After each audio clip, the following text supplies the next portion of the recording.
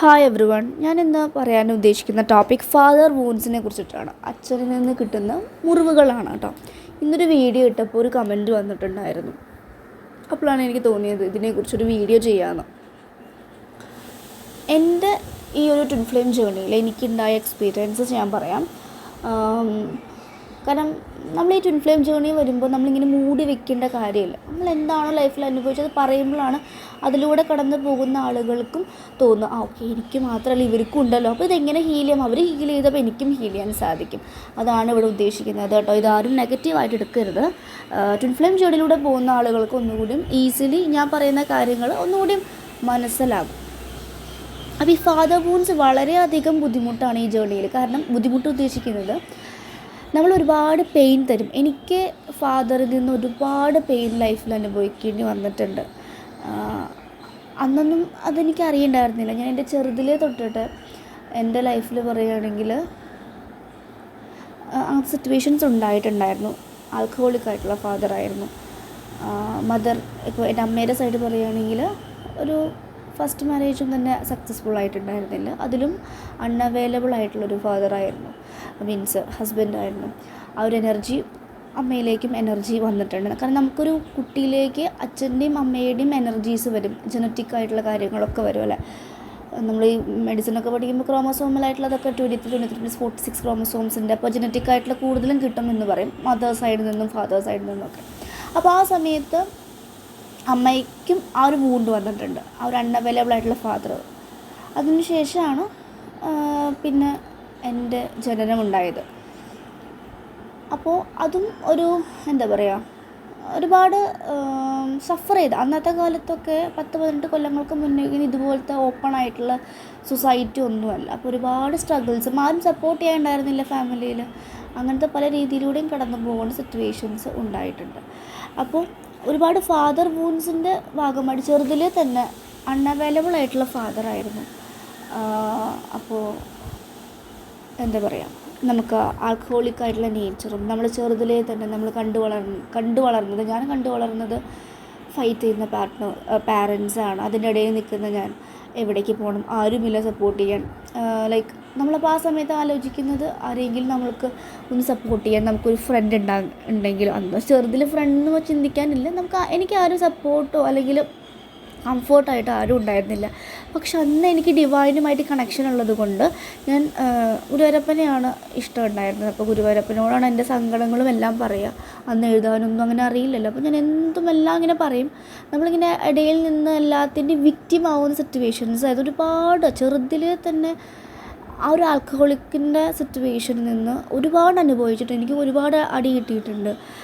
അത് ആൽക്കഹോളിസം കഴിഞ്ഞ് കഴിഞ്ഞാൽ ഓക്കെയാണ്. അത് കഴിഞ്ഞ് നമുക്ക് ആ ഒരു ആൽക്കഹോളിക് ആണെന്നുള്ള ന്യൂസ് കേൾക്കുമ്പോഴേക്കും എനിക്കിങ്ങനെ ഹാർട്ട് ചക്രയിലൊക്കെ ഇങ്ങനെ ഒരു ഭയങ്കര എന്തൊക്കെയോ സാധനം ഭാരം കയറുന്നപ്പോൾ ഭയങ്കര പേടി, ഫിയർ, ഇതൊക്കെ വന്നിട്ടുണ്ട്. കാരണം ഇനി എന്താവും, വീട്ടിൽ ബഹളമായിരിക്കുമല്ലോ, ഇന്നത്തെ ദിവസം പോയി ഫുഡ് കഴിക്കാൻ പേടി, ബാത്റൂമിൽ പോയി കുളിക്കാൻ പേടി, അങ്ങോട്ടൊക്കെ വരുമോ, മീൻസ് നമ്മുടെ ചെറിയ കുട്ടിയാകുമ്പോൾ വേറെ രീതിയിലല്ല. പക്ഷേ ഇവർ ആൽക്കഹോളിക് ആയി കഴിഞ്ഞാൽ ഇവർക്ക് എന്താ ഏതാണെന്നുള്ളൊരു ബോധമല്ല. വീട്ടിൽ എറിഞ്ഞു പൊട്ടിക്കുന്ന സിറ്റുവേഷൻസ്, ബഹളം, അടി പിടി.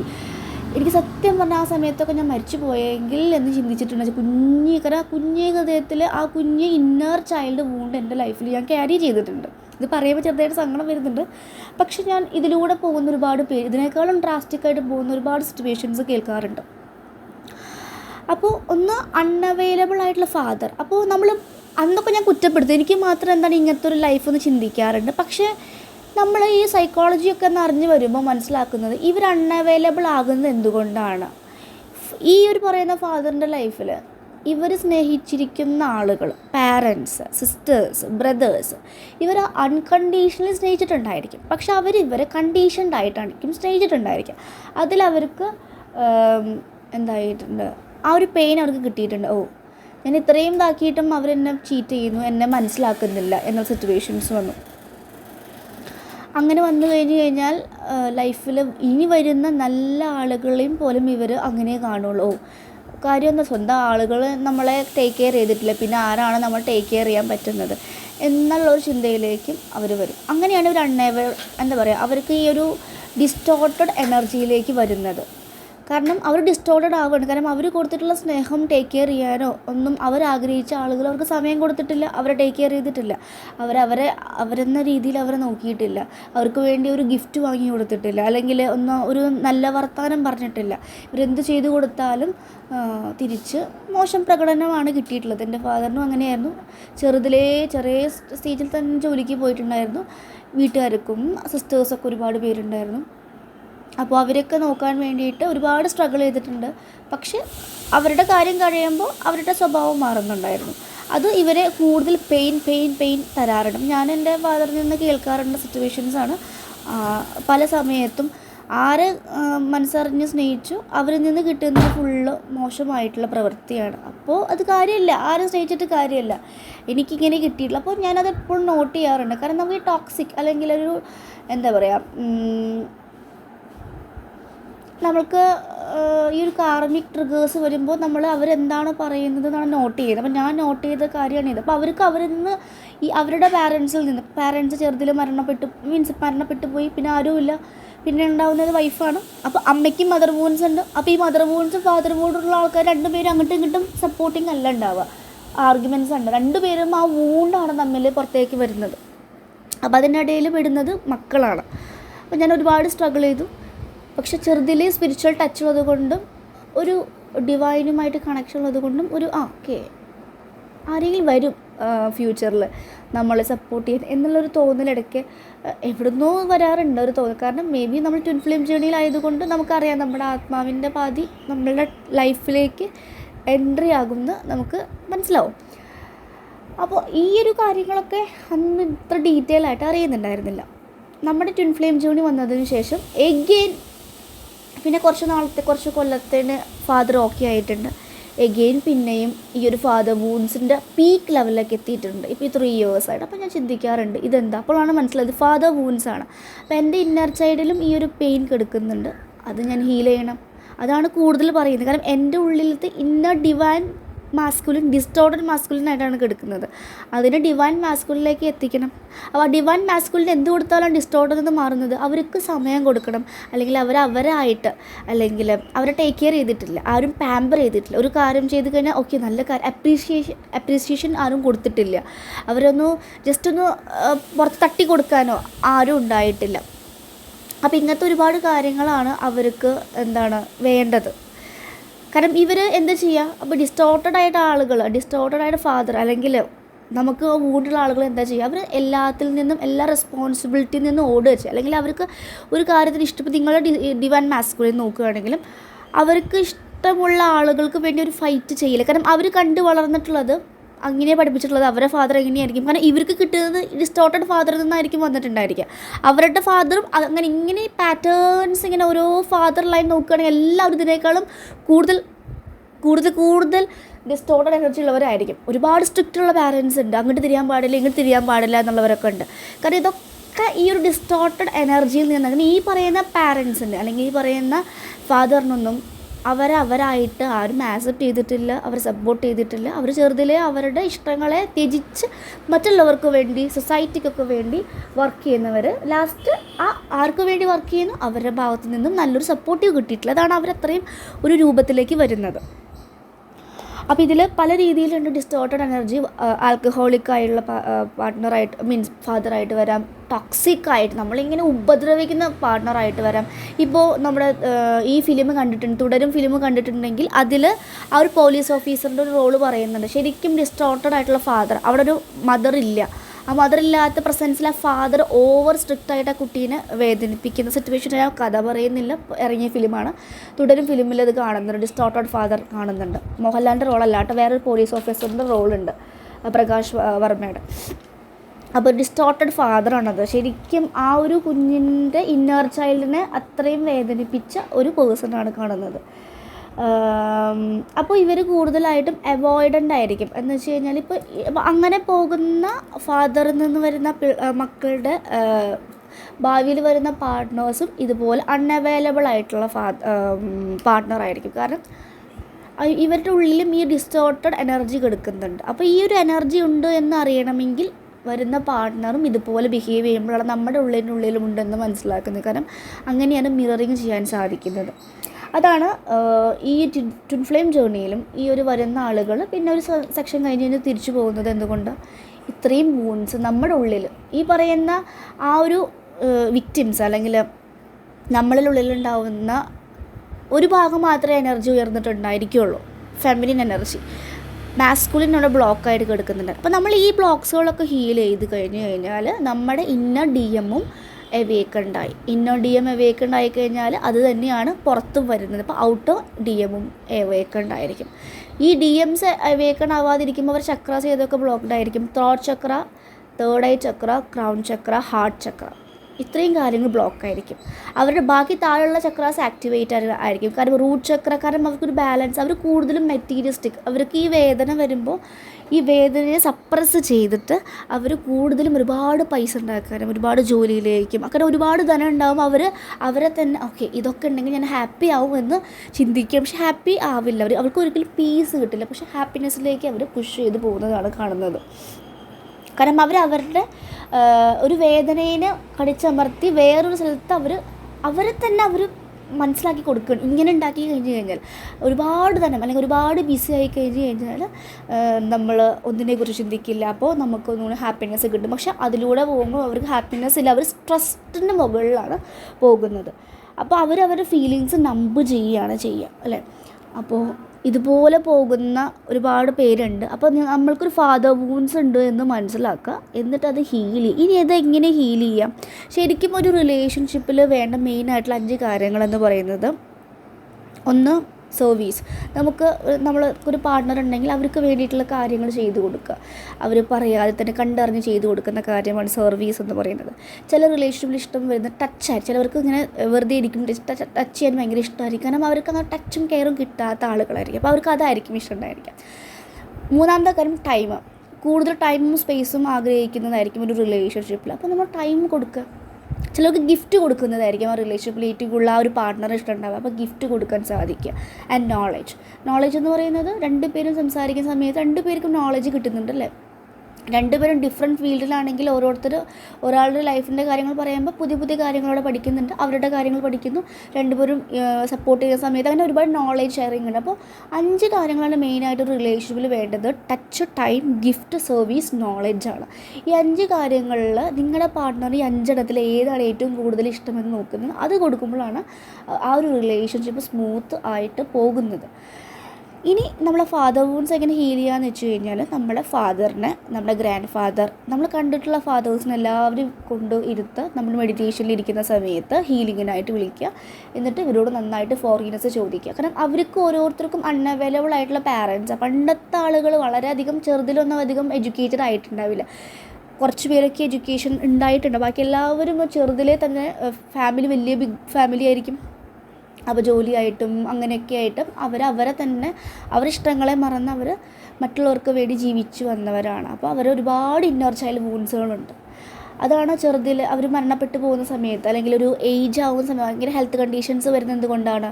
അത്രയും സ്ട്രഗിൾ ചെയ്ത പെയിൻ അവരുടെ ഉള്ളിൽ കിടക്കുന്നുണ്ട്. അതുകൊണ്ടാണ്. അപ്പം നമ്മൾ എന്ത് ചെയ്യണം?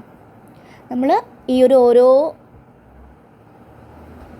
നമ്മുടെ മെഡിറ്റേഷനിൽ ഇരിക്കുക, ഇവർ ഓരോരുത്തരും കൊണ്ടുവരിക. എന്നിട്ട് ഇവരോരോരുത്തർക്കും ആ ഒരു സോളുകൾക്കൊക്കെ നല്ല രീതിയിൽ ഇന്നർ ചൈൽഡ് ആ സോളിൻ്റെ കോൺട്രാക്റ്റ് അല്ലെങ്കിൽ ആ വേദനിച്ച് മരിച്ചതിൻ്റെയൊക്കെ ആ പെയിൻ റിലീസ് ചെയ്യാൻ വേണ്ടി നമ്മൾ നന്നായിട്ട് ഫോർഗിവ്നെസ് അവർക്ക് കൊടുക്കുക. പിന്നെ ഫോർഗിവ്നെസ് കൊടുക്കുന്നതനുസരിച്ച് ഒരു ദിവസം കൊടുത്താലൊന്നും മാറില്ല. ഇത്രയും നാളുള്ളത് കൊണ്ട് മേ ബി ഒരു 21 ഡേയ്സോ അല്ലെങ്കിൽ 41 ഡേയ്സോ അല്ലെങ്കിൽ ഒരു 90 ദിവസമെങ്കിലും നിങ്ങൾ ഡെയിലി ഫോർഗിവ്നെസ് ചെയ്ത് കഴിഞ്ഞാൽ നല്ല രീതിയിൽ ഫാദർ വൂൺസ് മാറും. നന്നായ രീതിയിൽ ഹാർട്ട് ചക്രയിൽ കൈ വെച്ചിട്ട് I am sorry, please forgive me, thank you, അല്ല മേ ബി നിങ്ങളുടെ പാരൻറ്റ് അല്ലെങ്കിൽ ഫാദർ മരിച്ചു പോയിട്ടുണ്ടായിരിക്കും, ഇല്ലെങ്കിൽ ജീവനോടെ ഇരിക്കുന്നുണ്ടെങ്കിൽ അവരോട് പറയാം, സോറി പറയുക. കാരണം നമ്മൾ ആ ഒരു സിറ്റുവേഷനിൽ ഒരുപാട് പെയിൻ അനുഭവിച്ചിട്ടുണ്ടായിരിക്കും. അപ്പോൾ അന്ന് നമുക്ക് ദേഷ്യം വന്നിട്ടുണ്ടായിരിക്കും, കുറ്റപ്പെടുത്തലൊക്കെ ഉണ്ടായിട്ടുണ്ടായിരിക്കും. അപ്പോൾ നമ്മളവിടെ ഫോർഗിവ്നെസ് നന്നായിട്ട് കൊടുക്കുക. ഫോർഗിവ്നെസ് കൊടുക്കുന്നതനുസരിച്ച് അവരുടെ സോളിന് മാറ്റം വരും. ജീവിച്ചിരിക്കുന്ന സോളുകൾ ഫാദർ സോൾസ് ഉണ്ടെങ്കിൽ അവർക്ക് മെല്ലെ മാറ്റം വരും. പിന്നെ നമ്മൾ ഡിവൈനാണ് റിയൽ ഡിവൈൻ മാസ്കുലിൻ എന്ന് പറയുന്നത്. ഡിസ്റ്റോർട്ടഡ് എനർജി ഇല്ലാത്ത ഒരു മാസ്കുലിനെ പറയുകയാണെങ്കിൽ ഞാൻ പറയുക ഡിവൈൻ ആയിരിക്കും. പിന്നെ നമ്മുടെ അവേക്കണിങ് ഒക്കെ ആയി വരുന്നവർ ഡിസ്റ്റോർട്ടിൽ നിന്ന് മാറി വരും. പക്ഷെ കംപ്ലീറ്റ് ഡിവൈൻ മാസ്കുലിൻ എന്ന് പറയുമ്പോൾ എൻ്റെ മനസ്സിൽ എപ്പോഴും വരുന്നത് ശിവയാണ് കേട്ടോ. കൃഷ്ണ ശിവനൊക്കെ ഉണ്ട്.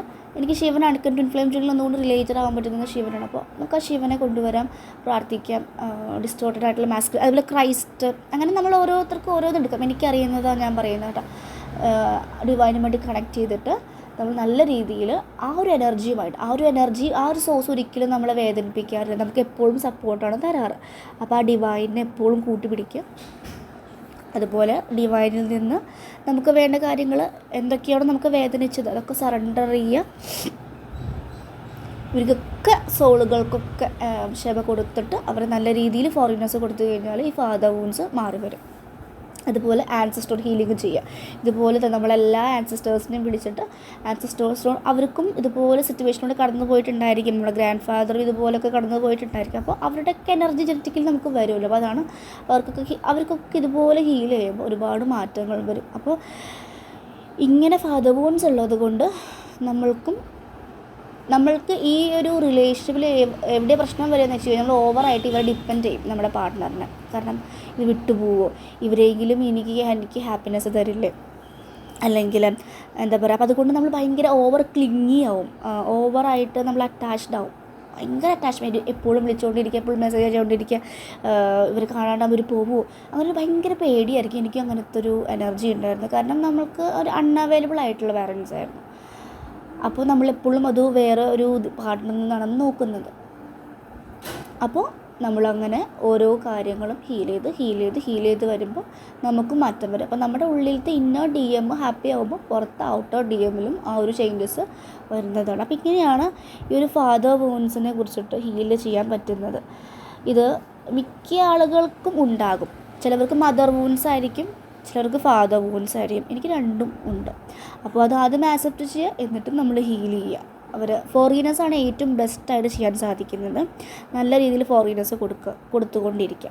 ഓക്കെ, എന്നിട്ട് നമുക്ക് ഇന്നർ ചൈൽഡ് മെഡിറ്റേഷൻസും ചെയ്യാം. നമ്മുടെ ഇന്നർ ചൈൽഡ്, ആ ഫാദറിൽ നിന്ന് ഏതൊരു പ്രായത്തിലാണോ നമുക്ക് വേദന വന്നിട്ടുള്ളത് ആ ഒരു ഓരോ കാലഘട്ടത്തേക്ക് പോയിട്ട് നമ്മുടെ ആ ഒരു സോളിനെ ഹീൽ ചെയ്ത് വരുമ്പോൾ നമുക്ക് ആ ഒരു പെയിനൊക്കെ മാറും. ഞാനങ്ങനെ സബ് കോൺഷ്യസ് ഹീലിങ്ങിൽ അങ്ങനെ കൊടുക്കാറുണ്ട് കേട്ടോ.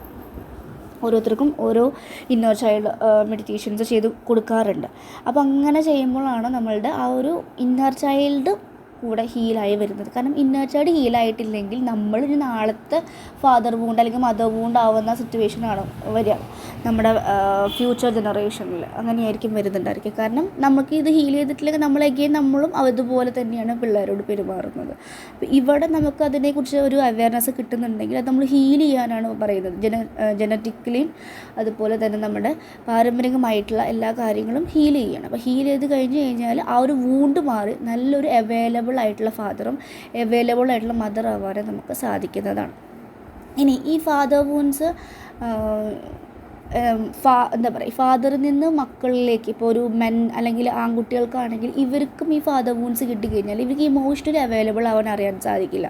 ഇവരൊരു റിലേഷൻഷിപ്പിൽ ഒരു മാരേജ് ചെയ്തു പോയാലും ഇവർക്ക് പാർട്ട്ണറോട് എങ്ങനെ പെരുമാറണമെന്നറിയില്ല. സ്ട്രിക്റ്റ് ആയിരിക്കും, ഭയങ്കര കൺട്രോളിങ് ആയിരിക്കും, ഓവർ മാനിപ്പുലേറ്റിംഗ് ആയിരിക്കും, പെട്ടെന്ന് ദേഷ്യം വരും, അപ്രീസിയേഷൻ കൊടുക്കാൻ അറിയില്ല. കാരണം ഇത് ഇവർക്ക് ലഭിച്ചിട്ടില്ല. ഇവർ കണ്ടു വളർന്ന അവരുടെ ഫാദർ എന്ന് പറഞ്ഞാൽ അങ്ങനെയായിരിക്കും.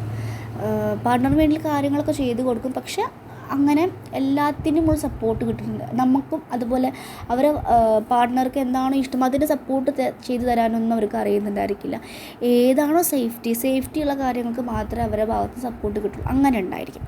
ഇനി ഈ ഫാദർ വൂൺസും ഒരു മക്കൾക്കാണെങ്കിൽ വരുന്നുണ്ടെങ്കിലും നമ്മൾ ഇതുപോലെ നമ്മൾ കണ്ടു വളർന്ന നമ്മളെ പാർട്ട്ണർ ലൈക്ക് ഫാദർ ഇങ്ങനെയാണ്, ഭയങ്കര സ്ട്രിക്റ്റും ഭയങ്കര ഇങ്ങനെയാണെങ്കിൽ നമുക്ക് കിട്ടുന്ന പാർട്ട്ണറും ഏതാണ്ട് ഇങ്ങനത്തെ ഒരു എനർജി ആയിരിക്കും. അപ്പോൾ നമുക്ക് ഫീൽ ചെയ്യുന്നത് എങ്ങനെയായിരിക്കും, ഓക്കെ ഫാദർ അവൈലബിൾ അല്ല, അപ്പോൾ ഇനി പാർട്ട്ണറെങ്കിലും നമുക്ക് നല്ല രീതിയിലുള്ളൊരു പേഴ്സണെ കിട്ടുമെന്നാണ് കരുതുന്നത്. പക്ഷെ നമ്മൾ ഫാദർ വൂണ്ട് ഉണ്ടായിട്ട് ഹീൽ ചെയ്യാതെ പോവുകയാണെങ്കിൽ നമുക്ക് വരുന്ന പാർട്ട്ണറും ഇതുപോലത്തെ ഒരു എനർജിയാണ് കാണിക്കുക. അപ്പോൾ നമ്മൾ ഭയങ്കരമായിട്ട് അവരൊട്ടിപ്പിടിച്ചിരിക്കുന്ന സിറ്റുവേഷൻസ് ആയിരിക്കും. അവരെ എപ്പോഴും വിളിച്ചുകൊണ്ടിരിക്കുക, അല്ലെങ്കിൽ അവരെ എപ്പോഴും പ്രസൻസ് ആഗ്രഹിക്കുക, അല്ലെങ്കിൽ ഓവറായിട്ട് ക്ലിങ് ചെയ്യുക. അങ്ങനെ ഭയങ്കര ഒരു അറ്റാച്ച്മെൻറ്റ് വരുമ്പോൾ ആ ഒരു മാസ്കുലിനും അത് ബുദ്ധിമുട്ടായിട്ടാണ് ഫീൽ ചെയ്യുക. അപ്പോൾ അങ്ങനെയാണ് ആ ഒരു മകൾക്ക് ആ ഒരു വരുന്നത്. കാരണം നമ്മൾ കണ്ടു വളരുന്ന നമുക്ക് ഫാദർ ഇങ്ങനെയാണ്, അപ്പോൾ നമ്മൾ ചിന്തിക്കുന്നത് ഓക്കെ ഇതൊക്കെ വേറൊരാൾ തരാനുണ്ടായിരിക്കും. ആദ്യം നമ്മൾ നമുക്ക് വേണ്ടി കൊടുക്കുക, നമ്മൾക്ക് വേണ്ടി സമയം, നമ്മളെ സ്നേഹിക്കാൻ തുടങ്ങുക. സെൽഫ് ലവ് ഒരു ഭാഗമാണ്. അതുപോലെ നമ്മുടെ ഉള്ളിൽ അങ്ങനത്തെ ഒരു എനർജി ക്രിയേറ്റ് ചെയ്യാതിരിക്കുന്ന ആൾക്ക് ഫാദറും മദറുമായിട്ട് നമ്മളാണ് വരുന്നത്. അപ്പോൾ നമ്മൾ അങ്ങനെ ആവാതിരിക്കാൻ മാക്സിമം ശ്രദ്ധിക്കുക. അങ്ങനെ നമ്മളെ കംപ്ലീറ്റ് സെൽഫ് ലവിലേക്ക് വരുമ്പോൾ കൂടെ ഇന്നർ ചൈൽഡ് മെഡിറ്റേഷൻസ് ചെയ്യുക. നമ്മുടെ ഇന്നർ ചൈൽഡിനെ ഹാപ്പി ആക്കി കൊണ്ടുപോകുമ്പോൾ നമ്മുടെ ഇന്നർ DM അവിടെ ഹാപ്പി ആയി കഴിഞ്ഞാൽ ഔട്ടർ DM മാറ്റങ്ങൾ വരും. ഓക്കെ, അപ്പോൾ ഇങ്ങനെയാണ് 2 തരത്തിൽ വരുന്നത് കേട്ടോ. അപ്പോൾ ഇതാണ് ഫാദർ വൂൺസിനെ കുറിച്ച് എനിക്ക് പറയാനുള്ള കാര്യങ്ങൾ. ഫാദർ പല രീതിയിലും വരുന്നുണ്ട്. സ്ട്രിക്റ്റ് ആയിട്ടുള്ള പാരൻസ് ആയിട്ടും അതുപോലെ ആൽക്കഹോളിക് ആയിട്ടും നിങ്ങൾ സെക്ഷുവലി അബ്യൂസ് ചെയ്യുന്ന ആളുകളൊക്കെ ഉണ്ട്. കാരണം അതെന്ന് വെച്ച് കഴിഞ്ഞാൽ സെക്ഷുവൽ അബ്യൂസ് വരുന്നത് ആ ഒരു ഫാദറിന് മേ ബി സിസ്റ്റേഴ്സ് ഒന്നും ഇല്ലാതെ വളർന്ന ഫാദറായിരിക്കും. മേ ബി അവരെ മദർ വളരെ സ്ട്രിക്റ്റായിട്ടോ അല്ലെങ്കിൽ അവർക്ക് ഇഷ്ടപ്പെടാത്ത രീതിയിലുള്ള ലൈഫ് ലീഡ് ചെയ്തതാണെങ്കിൽ അവർ കണ്ടു വളരുന്നത് എല്ലാ സ്ത്രീകളും മോശമായിട്ടൊന്നാണ്. അങ്ങനെയാണ് കുറേ സൈക്കോസ് ഡെവലപ്പ് ചെയ്ത് സൈക്കോ ആയിട്ടുള്ള ആളുകളുമായിട്ട് നമ്മൾ സംസാരിക്കുമ്പോൾ അവർക്ക് ഒരുപാട് ഇന്നർ ചൈൽഡ് വൂൺസ് ഉണ്ട്. അവരെ കുറ്റം പറയാൻ പറ്റില്ല. കാരണം അവർ കണ്ടു വളർന്നവരെ പഠിപ്പിച്ച് വളർന്ന അങ്ങനെ അവർക്ക് ഒട്ടും സ്നേഹമോ ടേക്ക് കെയർ കൊടുക്കാൻ ആരും ഉണ്ടായിരുന്നില്ല. അപ്പോൾ അവർ അങ്ങനെ ഒരു മൃഗം പോലെ വരും, ഒരു അനിമൽ ക്യാരക്ടറിലേക്ക് വരികയാണ് ചെയ്യുന്നത്. മനസ്സിലായി? അപ്പോൾ അങ്ങനെയും സിറ്റുവേഷൻസ് ഉള്ള ഫാദർ കേൾക്കാറുണ്ട്. അതുപോലെ നമ്മളുടെ കരിയർ റിലേറ്റഡൊക്കെ ആയിട്ട് വരുമ്പോൾ ഒട്ടും സപ്പോർട്ട് ചെയ്യുന്നില്ല, ഇത് നീയൊക്കെ ചെയ്ത് എന്താവാനാണ്, എൻ്റെ പൈസ കളയും, ഇങ്ങനെയൊക്കെ പറയുന്നുണ്ടെങ്കിൽ ഇവരുടെ ഫാദറും അല്ലെങ്കിൽ ഇവരുടെ മദറും ഇങ്ങനെ ആണ് അവരോട് ബിഹേവ് ചെയ്തിട്ടുള്ളത്. അങ്ങനെ എപ്പോഴും മനസ്സിലാക്കുക. അത് അവർ നമ്മളോട് കാണിക്കുന്നത് അവർക്ക് എന്താണോ കിട്ടിയത് അതാണ് കാണിക്കുന്നത്. ബിക്കോസ് അത്ര നോളജ് അവർക്കുള്ളൂ, അത്ര വിസ്റ്റം ഇല്ല എന്ന് മനസ്സിലാക്കുക. അപ്പോൾ അവരോട് ദേഷ്യം പിടിക്കാനോ വൈരാഗ്യത്തിനൊന്നും പോകണ്ട. അവർ ഡിസ്റ്റോർട്ടഡ് ആണെന്ന് അപ്പം മനസ്സിലാക്കിയിട്ട് ഹീൽ. ഇതുപോലെ ഫാദർ മദറിൻ്റെ കാര്യം, ഇനി മദർ വൂൺസിനെ കുറിച്ച് അടുത്ത വീഡിയോയിൽ കൂടുതലായിട്ട് പറയാം. ഇത് ഞാൻ ഫാദർ വൂൺസിനെ കുറിച്ചിട്ടാണ്. അപ്പോൾ ഇതുപോലെ സിറ്റുവേഷനിലൂടെ പോയ ആളുകൾ പോകുന്നുണ്ടെങ്കിൽ ആക്സെപ്റ്റ് ചെയ്യുക.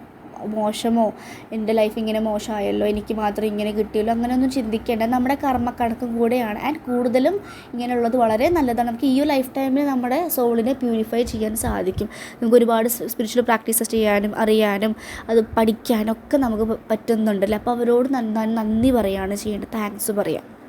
എന്നിട്ട് പറയാം ഐ ഫോർഗിവ് യു. ആൻഡ് ഒരു ഫോർഗിവ്നെസ് കൊടുക്കുക അവരോട്. എപ്പോഴും ഒരു ഓർമ്മ വരുമ്പോൾ ഫോർഗിവ്നെസ് കൊടുക്കുക. ഞാൻ ക്ഷമ തരുന്നു, എനിക്കും ക്ഷമ തരണം എന്ന് പറയാം. ഓക്കെ, ഹോപ്പനോപ്പനോ ടെക്നിക്സും നിങ്ങൾക്ക് പ്രാക്ടീസ് ചെയ്യാം. I am sorry, please forgive me, thank you, I love you. ഇതും നിങ്ങൾക്ക് നന്നായി പ്രാക്ടീസ് ചെയ്യാം. നിങ്ങളൊരു 41 ഡേയ്സ് ഒരു 90 ദിവസം അടുപ്പിച്ച് ചെയ്യുകയാണെങ്കിൽ ഈ ഫാദർ വൂൺസ് അവിടെ ഹീൽ ചെയ്ത് പോകുന്നത് നിങ്ങൾക്ക് കാണാൻ സാധിക്കും. നിങ്ങൾ പിന്നെ ഒന്നിലും ഡിപ്പെൻഡൻ്റ് ആവില്ല, ഭയങ്കര ഇൻഡിപെൻഡൻ്റ് ആയിരിക്കും. നിങ്ങളുടെ മാസ്കുലിൻ എനർജി നിങ്ങളുടെ റൈസ് ആവും. നിങ്ങൾ സ്റ്റാൻഡ് സംസാരിക്കും. നിങ്ങൾക്ക് തെറ്റായി തോന്നുന്നത് നിങ്ങളത് എതിർക്കാൻ തുടങ്ങും, അല്ലെങ്കിൽ സപ്രസ് ചെയ്ത് വെക്കില്ല. ഈ ത്രോട്ട് ചക്ര ബ്ലോക്ക്ഡ് ആവാറുണ്ട് കുറേ കേസിൽ. ഈ ഫാദർ വൂൺസ് അവർക്ക് പറയേണ്ട കാര്യങ്ങൾ പറയാൻ അറിയില്ല. അപ്പോൾ അവർ ആൽക്കഹോളിസം അല്ലെങ്കിൽ അങ്ങനത്തെ കാര്യത്തെ തേടി, ആൽക്കഹോളിക്ക് മാത്രമല്ല ഡ്രഗ്സ് അഡിക്റ്റൊക്കെ കാണുന്നുണ്ട്. കാരണം അവരെ എനർജി സപ്രസ് ചെയ്യാൻ ഇങ്ങനത്തെ കാര്യങ്ങൾ യൂസ് ചെയ്യുമ്പോൾ എന്താണ് ചെയ്യുന്നത്, നമ്മൾ അവരുടെ വിഷമങ്ങളും കാര്യങ്ങളും സപ്രസ് ചെയ്യുക. അല്ലെങ്കിൽ ആ ഒരു സമയത്തിന് അവർക്ക് ഓപ്പൺ അപ്പ് ആവാൻ പറ്റുള്ളൂ. അതുകൊണ്ടാണ് അവരൊരു മൂന്നാമത്തെ ഒരു കാര്യത്തിനെ തേടി പോകുന്നത്, സെക്കൻഡ് ഓപ്ഷനെ തേടി പോകുന്നത്. ഓക്കെ, അപ്പം ഇതിലൂടെയൊക്കെ പോകുന്ന ആളുകൾ ആദ്യം ഇരുന്ന് നന്നായിട്ടൊന്ന് ഫ്രഷ് ആവുക. സോൾട്ട് ബാത്തൊക്കെ എടുത്ത് കുളിച്ചതിന് ശേഷം ഇന്ന് തന്നെ നിങ്ങൾക്ക് ഫാദർ വൂൺസ് ഉണ്ടെങ്കിൽ അതിന് വേണ്ടിയിട്ട് നിങ്ങളൊന്ന് വർക്ക് ചെയ്യുക. ആദ്യം ഒരു ലെറ്റർ എഴുതുക ഫാദറിനോട്, ഡിയർ ഫാദർ, ഞാൻ വേദനിച്ച കാര്യങ്ങളും അല്ലെങ്കിൽ ഞാൻ ഇങ്ങനെയാണ് എക്സ്പെക്റ്റ് ചെയ്തത്, പക്ഷേ എനിക്ക് കിട്ടിയത് ഇങ്ങനെയാണ്, എഴുതിയൊരു ലെറ്റർ എഴുതി കത്തിച്ച് കളയാം. കൊടുക്കണമെന്നൊന്നുമില്ല. മേ ബി നിങ്ങൾ ഫാദർ മരിച്ചു പോയിട്ടുണ്ടായിരിക്കാം, പക്ഷേ എന്തെങ്കിലും അവരെ സോളിൻ്റെ ഫോർഗിവ്നെസ് കൊടുക്കുക. എന്നിട്ട് ഫോർഗിവ്നെസ്സിലേക്ക് നിങ്ങൾ പോവുക. പറഞ്ഞ പോലെ ചെയ്ത് കഴിഞ്ഞ് കഴിഞ്ഞാൽ ഫാദർ വൂൺസ് അവിടെ ഹീൽ ചെയ്ത് കിട്ടും. ഓക്കെ, അപ്പോൾ ഇതാണ് ഈ വീഡിയോ. നിങ്ങൾക്ക് റെസനേറ്റ് ചെയ്ത് തോന്നുകയാണ്, അല്ലെങ്കിൽ നിങ്ങൾക്ക് ഇതുപോലൊക്കെ സിറ്റുവേഷൻസ് ഉണ്ടെങ്കിൽ നിങ്ങൾക്ക് എടുക്കുമില്ല, നിങ്ങൾക്ക് ഫാദർ വൂൺസ് ഇല്ലാത്തൊരു പേഴ്സൺ ആണെങ്കിൽ നിങ്ങൾക്ക് ലീവ് ചെയ്യാം കേട്ടോ. ഇതിലൂടെ ഈ ഒരു ചാനലിലൂടെ ഒരുപാട് ഇങ്ങനത്തെ സിറ്റുവേഷനിലൂടെ പോകുന്ന പേരുണ്ട്. അപ്പോൾ അവർക്ക് വേണ്ടിയിട്ടാണ് മെയിനായിട്ട് വീഡിയോ ചെയ്തിട്ടുള്ളത് കേട്ടോ. അപ്പോൾ ഞാൻ എൻ്റെ കാര്യങ്ങൾ എക്സ്പ്രസ് ചെയ്തത് ഇതിലൂടെ പോകുന്ന ആളുകളുണ്ടെങ്കിൽ അവർക്ക് കുറ്റബോധം, ലൈക്ക് ഞാനും മാത്രമല്ലല്ലോ, എൻ്റെ പോലെ ഉള്ളവരുണ്ട്. അപ്പോൾ അവർക്കൊരു ആക്സെപ്റ്റൻസ് വരും, അവർ ഹീൽ ചെയ്യാൻ തുടങ്ങും. ആ ഒരു കുറേ വേദനയിൽ അടിച്ചമർന്ന് നിൽക്കില്ല.